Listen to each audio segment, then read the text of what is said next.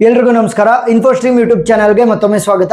ಈ ವಿಡಿಯೋದಲ್ಲಿ ನಾವು ನಾರ್ಮಲ್ ಡಿಸ್ಟ್ರಿಬ್ಯೂಷನ್ಸ್ ಮೇಲೆ ಪ್ರಾಬ್ಲಮ್ ಅನ್ನ ಇನ್ನೊಂದು ಸ್ವಲ್ಪ ಡಿಸ್ಕಸ್ ಮಾಡ್ತಾ ಹೋಗೋಣ. ಸೊ ಈ ಫಾರ್ಮುಲಾಗಳು ನಿಮಗೆ ಗೊತ್ತಿರಲೇಬೇಕು, ಸರಿನಾ? So P of minus A less than or equal to Z less than or equal to B ಅಂದ್ರೆ phi of A plus phi of B. ಇಲ್ಲಿ ಇನ್ನೊಂದಿದೆ ನೋಡಿ, P of minus A less than Z less than B ಅಂತ ಇದ್ರೆ ಅವಾಗ ಏನಂತ ಬರೀಬೇಕು? Phi of A plus phi of B ಅಂತಾನೆ ಬರೀಬೇಕು. ಏನಾದ್ರೂ ಎರಡು ಇದಾವೆ ಅಂತ ಅನ್ಕೊಳ್ಳಿ, ಡಿಫ್ರೆಂಟ್ ಎ ಮತ್ತೆ ಬಿ ಅನ್ನೋ values, phi of A plus phi of B ಅಂತ ಬರೆದ್ಬಿಡ್ರಿ. Next P of Z greater than or equal to A ಅಂತ ಇದ್ರೆ 0.5 ಮೈನಸ್ ಫೈ ಆಫ್ ಎ ಅಂತ ಬರೀಬೇಕು, ಸರಿನಾ? ನೆಕ್ಸ್ಟ್ ಏನಾದ್ರು less than or equal to ಇದ್ರೆ ಪ್ಲಸ್ ಫೈ ಆಫ್ ಎ ಅಂತ. Next less than or equal to minus a ಅಂತ ಇದ್ರೆ minus phi of a, less than or equal to A ಅಂತ ಇದ್ರೆ plus phi of a, greater than a ಅಂತ ಇದ್ರೆ minus phi of a, less than minus a ಅಂತ ಅಂದ್ರೆ minus phi of A. So ಇದರಲ್ಲಿ ನೀಟಾಗಿ ನೋಡ್ಕೊಳ್ಳಿ, greater than or equal to ಅಥವಾ ಗ್ರೇಟರ್ ಅಂತ ಇದ್ರೆ ಏನ್ ಮಾಡಬೇಕು? ಮೈನಸ್ ಮಾಡಬೇಕು. Greater than or equal to greater ಅಂತ ಇದ್ರೆ ಮೈನಸ್ ಮಾಡಿ.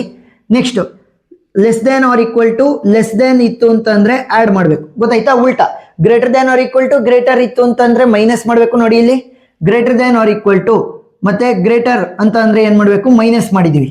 Next less than or equal to ಅಥವಾ ಲೆಸ್ ದೇನ್ ಇದ್ರೆ ಏನ್ ಮಾಡಬೇಕು? ಪ್ಲಸ್ ಮಾಡಬೇಕು. Less than or equal to ಮತ್ತೆ ಲೆಸ್ ದೇನ್ ಇದ್ರೆ ಏನ್ ಮಾಡಿರೋದು?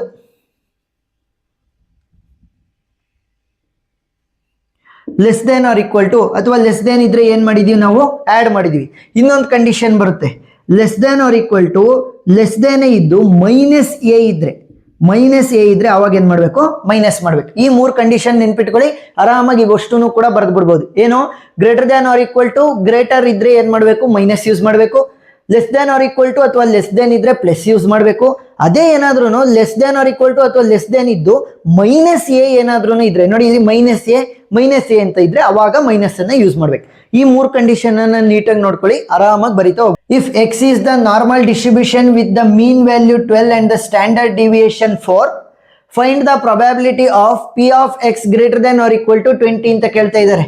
Greater than or equal to ಇದ್ರೆ ಏನ್ ಮಾಡ್ತೀವಿ? 0.5 ಮೈನಸ್ ಫೈ ಆಫ್ ಎ ಅನ್ನ ಕ್ಯಾಲ್ಕುಲೇಟ್ ಮಾಡ್ತಾ ಹೋಗ್ತೀವಿ, ಗೊತ್ತಾಯ್ತಾ?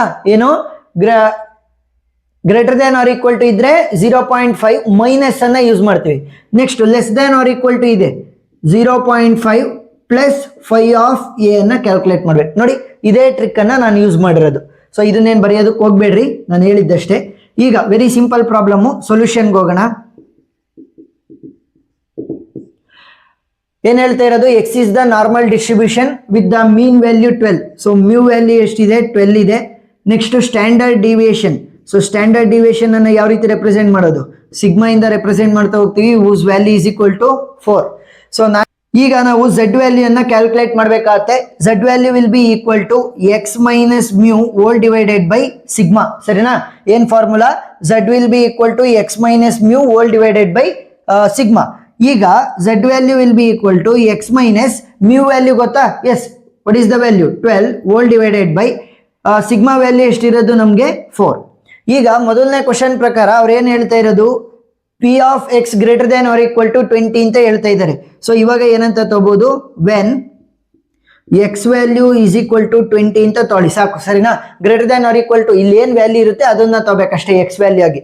So when x value is equal to 20, z value will be equal to x ಜಾಗಕ್ಕೆ 20 ನ ರೀಪ್ಲೇಸ್ ಮಾಡಿ, 20 minus 12 whole divided by 4. So what will be the value? 20 minus 12 ಅಂತ ಅಂದ್ರೆ it will be 8 by 4. So 8 by 4 ಅಂತ ಅಂದ್ರೆ 4 1 4 2 Z value ಏನ್ ಬಂತು? ನನಗೆ 2 ಅಂತ ಬಂತು. ಸೊ ಈಗ ಏನ್ ಮಾಡ್ಬೇಕು ಅಂತಂದ್ರೆ ನೋಡಿ, ಇಲ್ಲಿ probability of x greater than or equal to 20 will be equal to probability of x ಜಾಗಕ್ಕೆ ಝೆಡ್ ಅನ್ನ ರಿಪ್ಲೇಸ್ ಮಾಡ್ಬೇಕು. Z greater than or equal to 2 ಅನ್ನ ಹಾಕ್ಬೇಕು, ಗೊತ್ತಾಯ್ತಾ? ಏನಾಯ್ತು ಅಂದ್ರೆ ಎಕ್ಸ್ ವ್ಯಾಲ್ಯೂ 20 ಇತ್ತು, ಈಗ ನನಗೆ ಝೆಡ್ ವ್ಯಾಲ್ಯೂ ಏನ್ ಬಂದಿದೆ? 2 ಬಂದಿದೆ. ಆ ತರ ಎಕ್ಸ್ ವ್ಯಾಲ್ಯೂ 20 ಹಾಕಿದ್ರೆ ಝೆಡ್ ವ್ಯಾಲ್ಯೂ 2 ಬರುತ್ತೆ, ಎಕ್ಸ್ ವ್ಯಾಲ್ಯೂ 20 ಹಾಕಿದ್ರೆ ಝೆಡ್ ವ್ಯಾಲ್ಯೂ 2 ಬರುತ್ತೆ. ಈ ತರ, ಗೊತ್ತಾಯ್ತಾ? ಈ ಒಂದು ಕಂಡೀಷನ್ ಪ್ರಕಾರ ಯಾವ್ದಿದೆ? Z greater than or equal to A format ಅಲ್ಲಿ, Z greater than or equal to A format ಇದೆ ಅಲ್ವಾ? ಸೊ ಏನ್ ಯೂಸ್ ಮಾಡೋದು? 0.5 ಮೈನಸ್ ಫೈ ಆಫ್ ಎ. ನಾನು ಹೇಳಿದೀನಿ, greater than or equal to ಅಥವಾ ಗ್ರೇಟರ್ ಇದ್ರೆ ಏನ್ ಮಾಡಬೇಕು? 0.5 ಮೈನಸ್ ಫೈ ಆಫ್ ಎ ವ್ಯಾಲ್ಯೂನ ಕ್ಯಾಲ್ಕುಲೇಟ್ ಮಾಡ್ಬೇಕು. ಸೊ 0.5 ಮೈನಸ್ ಫೈ ಆಫ್ ಇಲ್ಲಿ ಎ ಜಾಗದಲ್ಲಿ ಏನಿದೆ 2 ಇದೆ, 5 ಆಫ್ 2. ಸೊ ಇದನ್ನ ನಾರ್ಮಲ್ ಡಿಸ್ಟ್ರಿಬ್ಯೂಷನ್ ಟೇಬಲ್ ಅಂತ ನಿಮಗೆ ಬುಕ್ಲೆಟ್ ಫಾರ್ಮೆಟ್ ಅಲ್ಲಿ ಕೊಡ್ಬೋದು ಅಥವಾ ಶೀಟ್ ಅನ್ನ ಕೊಡ್ಬೋದು, ಅದರಲ್ಲೇ ನೀವು ನೋಡಬೇಕು. ಕ್ಯಾಲ್ಕುಲೇಟರ್ ಅಲ್ಲಿ ಒಂದೊಂದ್ಸಲಿ ಮಿಸ್ಕ್ಯಾಲ್ಕುಲೇಷನ್ ಆಗುವಂತ ಸಾಧ್ಯತೆ ಇರುತ್ತೆ. ಸೊ ಅದಕ್ಕೋಸ್ಕರ ನಾನು ಅದನ್ನ ರೆಕಮೆಂಡ್ ಮಾಡಲ್ಲ. ಸೊ ನೀವು ಶೀಟ್ ಅಲ್ಲಿ ನೋಡಬೇಕು. ಸೊ ಶೀಟ್ ಅಲ್ಲಿ ನೋಡೋದು ಯಾವ ರೀತಿ ಅಂತ ಹೇಳ್ಕೊಡ್ತೀನಿ. ಇಲ್ಲಿ ಡಿಸ್ಪ್ಲೇ ಆಗ್ತಾ ಇರುತ್ತೆ, ನಿಮಗೆ ಮಾರ್ಕ್ ಮಾಡಿರ್ತೀನಿ. Very simple. ಇವಾಗ 2 ಅಂತ ಇರುತ್ತೆ ಈ ಸೈಡು, ಇಲ್ಲೇನ್ ಬರ್ದಿರ್ತಾರೆ 0.0, 0.1, 0.2 ಅಂತ ಎಲ್ಲ ಬರ್ಕೊಂಡು ಹೋಗಿರ್ತಾರೆ. ಸೊ ನಮಗೆ ಏನಾದ್ರೂ ಕೂಡ 2.2 ಕೇಳಿದ್ರು ಅಂತ ಅನ್ಕೊಳ್ಳಿ, 2.2 ಈ ತರ. 2.1 ಕೇಳಿದ್ರೆ 2.1 ಇಲ್ಲಿ ಏನ್ ವ್ಯಾಲ್ಯೂ ಇರುತ್ತೆ ಅದು, 2.2 ಕೇಳಿದ್ರೆ ಇಲ್ಲಿ ಏನ್ ವ್ಯಾಲ್ಯೂ ಇರುತ್ತೆ ಅದು. ಸೊ ಈಗ ನಮಗೆ ಬ್ರೇಕ್ 2 ಮಾತ್ರ ಇರೋದು. ಸೊ 2.0 ಇಲ್ಲಿ ನಮಗೆ 2 ಮಾತ್ರ ಇರೋದು. ಸೊ 2.0 ಮಾತ್ರ ಬೇಕಾಗುತ್ತೆ. ಸೊ ಈ ಒಂದು ಪೊಸಿಷನ್ ಅಲ್ಲಿ ವ್ಯಾಲ್ಯೂ ಏನಿರುತ್ತೆ ಅದನ್ನ ಬರ್ಕೋಬೇಕು.